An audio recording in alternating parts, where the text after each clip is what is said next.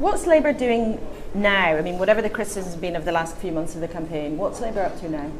Well, as we go into the last 10 days of the campaign, we've got three things to do. The first is to show people that we are probably more unified on this issue than any other, that we think it's in the interests of Britain's families to vote Remain.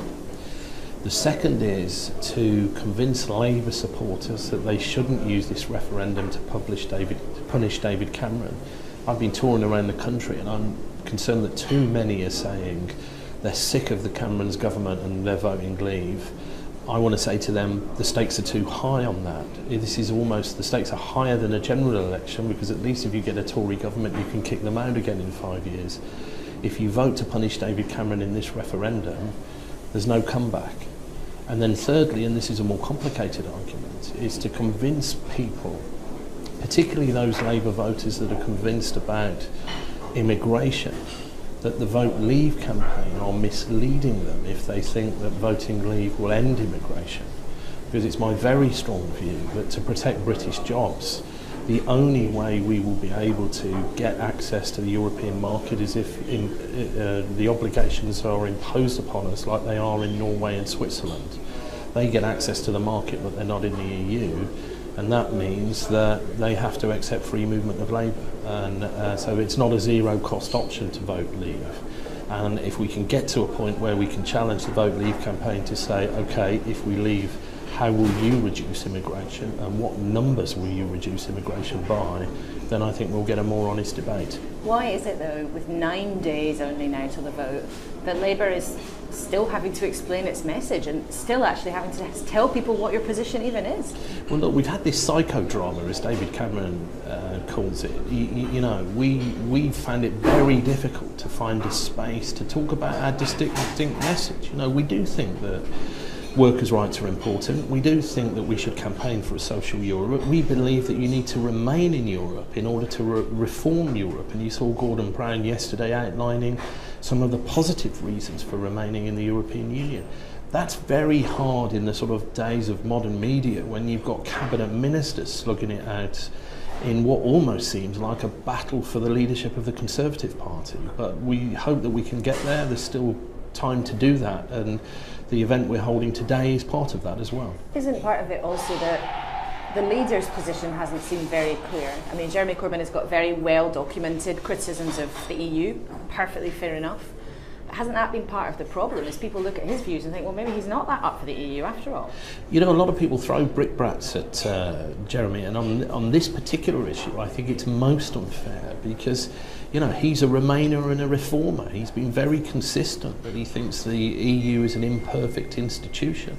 You know, what institution is, but he wants to reform it. And, you know, today you're going to see the Shadow Cabinet, our National Executive Committee, trade union leaders united behind Jeremy, the whole of the Labour family supporting the Remain position, because we know that to reform Europe you need to be in Europe. To lead, you know, if you leave Europe you can't lead Europe, and that's where we want to be by Thursday, June the 23rd. Lots of your natural voters though are very upset about the numbers, just the sheer numbers of people who come into this country, you know, for good or for ill.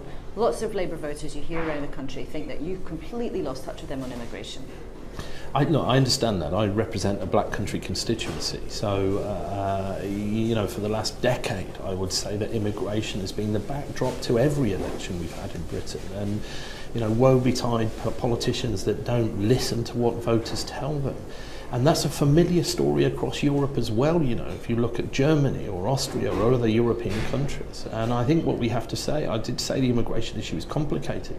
I think what we have to reassure people of, that if they vote Remain on Thursday, June the 23rd, that isn't the end of the reform package for Europe. You know, I think a future Europe will have to look at things like the free movement of labour rules. Gordon Brown outlined yesterday that we want a migration fund to target support at communities that are troubled by migration, where public services are perhaps being stretched more than others. I think that's absolutely right. I would like to see David Cameron make that the priority in the UK presidency next year. But to be really clear, you're suggesting in future there are going to have to be controls on how people can move freely around Europe. Look, you have to be able to negotiate your position around the negotiating table in Europe, but it seems to me that this isn't a phenomenon that just affects the United Kingdom. It's European-wide.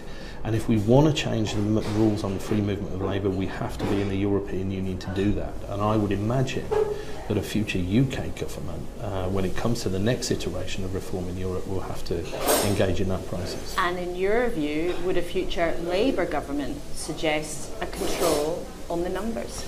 I think it's very likely that a Labour government would want to reform the European Union, and yes, if we get to a general election in 2020, of course we would have to listen to our voters. They're giving us a pretty clear signal in this referendum, and I think we should be listening very clearly to what they're telling us. Is there any chance that Jeremy Corbyn, though, would agree that there should be limits on the numbers of people coming from the EU? I mean, we've asked him before whether or not he thinks there's been too much immigration. He says, no, there hasn't been too much immigration. And you're suggesting that you have to listen to voters very carefully who think that there has been too much immigration. Oh no, let's put this in perspective. I don't think there is any politician on any part of this debate that isn't saying that immigration has to be controlled in some way. It's how you control it. And Jeremy Corbyn, I'm very proud of Jeremy's very long-held view that Britain should rightly lead the world in its reputation for providing haven for people fleeing war-torn areas or fleeing persecution. But that pride risks being undermined if we don't address the concerns of British workers who've been affected by a deregulated labour market, and they've been telling us for some time now that we need to look at these issues. So I think it could be that we go into a UK general election with that reform proposals on offer, but we're early days when it comes to building a manifesto. But let me also say, I mean, one thing the Labour Party has been doing for the last 8 months, we have been pressing the government on where they've been making cuts on our border protections. You know, just this month, Theresa May has been in trouble because she cut aerial cover in the North Sea. And if we're having the debate about immigration, I think we have to be very clear that some immigration matters are domestic policy issues, some are European-wide issues, and you can't do one or the other. So, but just to be completely clear on this, because as you say, there are two totally different issues. One is the issue of either economic migrants or refugees, but people coming from countries outside the European Union, either legally or illegally. The other issue is people coming here from within the EU, perfectly legal, in a search for work or study or travel or whatever. And what you're saying today is Labour has to look at a way of controlling legal EU migration and how people move around the European Union. I think if we choose to stay in the European Union, a future reform package will have to look at those issues. It seems to me that there are other countries that are looking at this. Of course, if we leave the European Union, the business will be telling a UK government the number one thing you have to do is let us get our goods to market, get us back into that market, and so that we can keep trading. Of course, that may come with obligations, like it does with the Norwegians and the Swiss. It may be that we have free movement of labour imposed upon us from the European Union, but we lose our seat at the negotiating table to renegotiate a future package. Do you have any sense about what the kind of changes to free movement might look like in the future? I mean, as you say, there are lots of governments who are potentially interested in this because the rule was created when there were 6 countries, now there are 28. But what might you think could be put forward? I think it's too early to say that. Remember, I'm the deputy leader of an opposition party 1 year into a parliamentary cycle. I think the principle that European states look at how you deal with that is one issue. Now, when I stood for the deputy leadership of the party, there is one area when it comes to welfare reform. By the way, I think the Prime Minister got a good deal on welfare reform, the idea that you would have to work in this country before you achieve benefits, but I think you could go further than that in the future. I think you could reform the benefits system that looks at the contributory principle again. It's something that I raised in my deputy leadership selection, and that in turn might build greater confidence that where we do have migrant labour in the UK, people are paying into the exchequer for a period of time before they can take out benefits. Do you think that Labour voters can have real confidence that the party's actually listening to them on this issue now? I hope they can, but I hope they also take a wider view. Immigration is clearly one of the key issues that is part of this debate. But there is another one, and that's economic security. And, we've been pretty consistent on this. British business has been pretty consistent. Most economists have been consistent that our individual economic interests lie in the European Union for family security. We need our businesses to get their goods to market, because that's how we have profitable companies that keep people in work. We need to collaborate across Europe so that people can invest in research and development and science projects that create the jobs of the future.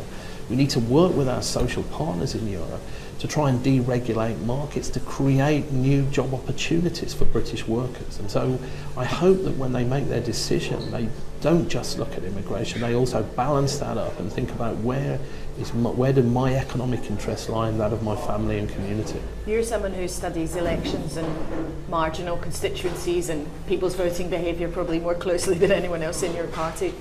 What does your gut tell you right now about what's going to happen, and what do you think that's part of? Because it feels like a lot of people want to stick two fingers up at the establishment in this campaign.